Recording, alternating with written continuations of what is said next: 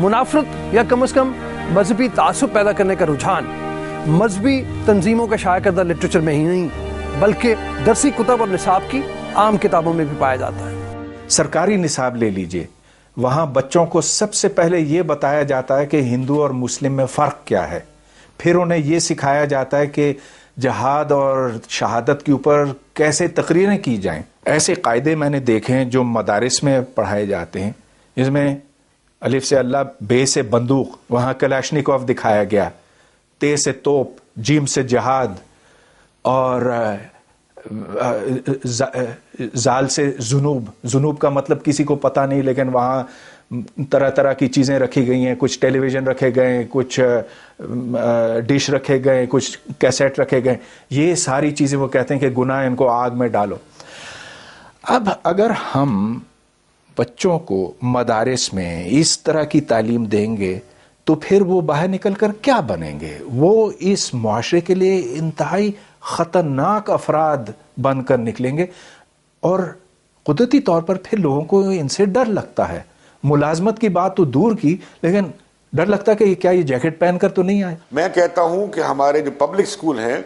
ان کے درس، ان کی تعلیم، ان کا نصاب مدرسوں سے برا ہے۔ آپ کے خیال ہے صرف مدرسوں کو زہر بچوں کو دیا جا رہا ہے؟ یہ ہمارے پبلک اسکول میں، یہ ہماری یونیورسٹی لیول تک، ہمارے کالجز میں آپ مطالعہ پاکستان پڑھیں، آپ اردو کی کتاب پڑھیں، آپ اسلامیہ کی کتاب پڑھیں، آپ سماجی علوم کی کتاب پڑھیں، آپ جغرافیہ کی کتاب پڑھیں، ہر جگہ آپ کو نفرت کا لٹریچر ملے گا۔ اور جس سے کیا ہوا ہے کہ ہم نے تعلیم چھوڑ دی ہے، علم چھوڑ دیا ہے، بس بچوں کی گھٹی میں اور ذہن میں ہم صرف نفرت ڈال رہے ہیں۔ لیکن یہ بات کہنا کہ ہر مسلک دوسرے مسلک کو ریفیوٹیشن کا درس دیتا ہے اپنے مدارس کے اندر یا ان کے رد کا درس دیتا ہے، تو میں سمجھتا ہوں یہ بات درست نہیں ہے۔ بہت سے مدارس ایسے ہیں جو ہم آہنگی کا درس دیتے ہیں اور اپنے مسلک کی تعلیمات کو پازیٹیو انداز میں پروموٹ کرتے ہیں، دوسروں کو اس انداز میں نہ لیٹ ڈاؤن کرتے ہیں نہ ریفیوٹ کرتے ہیں۔ اور اس کی بہت بڑی مثال اللہ کا شکر ہے میری اپنی مسجد اور مدرسہ، جس کے اندر جمعے کے دن دوسرے مکاتب فکر یعنی حنفی مکتب فکر سے تعلق رکھنے والے لوگوں کی غالب اکثریت جمعے کی نماز میں موجود ہوتی ہے۔ اگر میں وہاں پہ ایسا مواد بیان کروں جس سے وہ اریٹیٹ ہوں یا ہرٹ ہوں تو میں یہ بات سمجھتا ہوں کبھی میری مسجد میں اتنی بڑی تعداد میں نماز ادا کرنے نہ آئیں۔ ہاں یہ بات ہے کہ بعض نہ سمجھ لوگ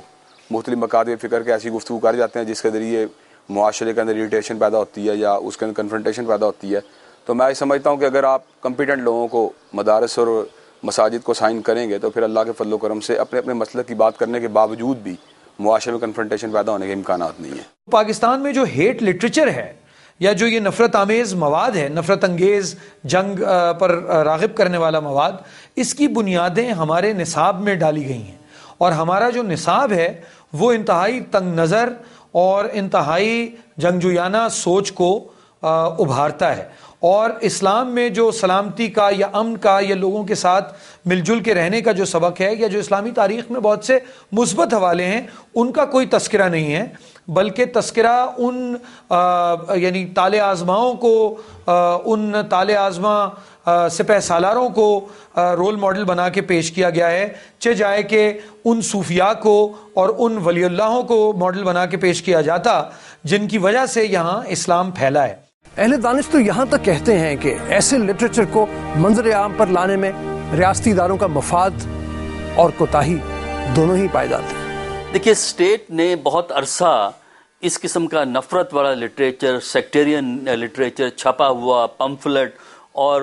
آڈیو کیسٹس جو تھے وہ ہم نے بازاروں میں بڑے عام بکتے دیکھے ہیں، اور یہ بات ہمیں 2002 تک نظر آتی ہے، بلکہ 2003 میں بھی، لیکن 2002 تک آپ کو آسانی سے ہر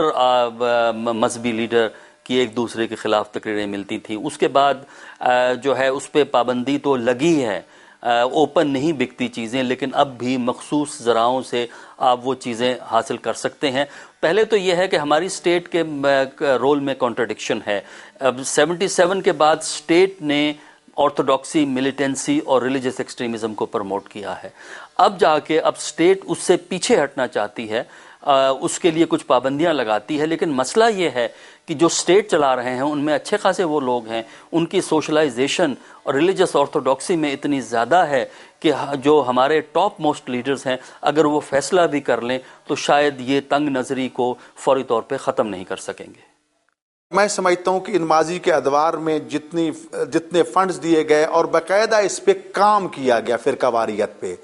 सरकारी सतह पे हुकूमती इस सिलसिले में ज़िया उल हक का नाम लेना मैं बिल्कुल बेबाक अंदाज में लूँगा नाम, कि उन्होंने इस काम को फ़रोग़ दिया, इसके लिए बजट मुकर्रर किया, इसके लिए मुख्तलिफ हुकूमतों को इन्वाल्व किया, इसमें सऊदी हुकूमत भी इन्वाल्व रही, इसमें अबू धाबी अमारात भी इन्वाल्व रहा, इसमें हिंदुस्तान भी इन्वाल्व रहा, इसमें ये सारे काम हुए जिसका बाकायदा एक प्री प्लान है कि जहाँ पर फ़िरका वारियत को फ़रोग़ दिया गया, उसको मुसल्ला किया गया, उनको वसाइल मुहैया किए गए, क्लाशनकोफ कल्चर आया, फिर मुजाहिदीन के टाइटल से चीज़ें आई, इसमें अमेरिका ने इनको मुजाहिदीन के टाइटल से रूस के खिलाफ इस्तेमाल किया, हम ही इस्तेमाल होने वाले थे, हमारे ही आज वो तालिबान के रूप में सामने आ रहे हैं। जिस रियासत ने खुद इस सोच को एक ख़ास सोची समझी पॉलिसी के तहत बढ़ाया हो, वो अब उसको रिवर्स करना इतना आसान नहीं होगा। आपके हर अदारे में ऐसे लोग इन्फिल्ट्रेट किए गए हैं 25 साल में, चाहे वो सिविल ब्यूरोक्रेसी हो, चाहे आपकी मिलिट्री हो, जिसकी एक अब स्टेक हो गया है इसी नफरत को आगे बढ़ाने का, पाकिस्तान को आइसोलेट करने का,